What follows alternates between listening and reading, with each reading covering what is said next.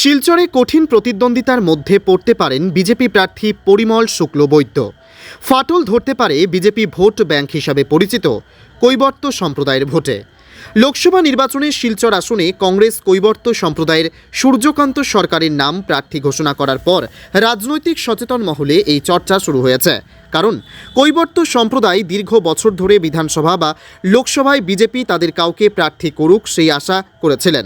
এরপর শিলচর লোকসভা অনুসূচিত সংরক্ষিত হওয়ার পর বিজেপি তাদের সম্প্রদায়ের কাউকে প্রার্থী করবে এই আশা করেছিলেন, কিন্তু রাজ্যের ক্যাবিনেট মন্ত্রী পরিমল শুক্লবৈদ্যকে এনে প্রার্থী করা হয়েছে।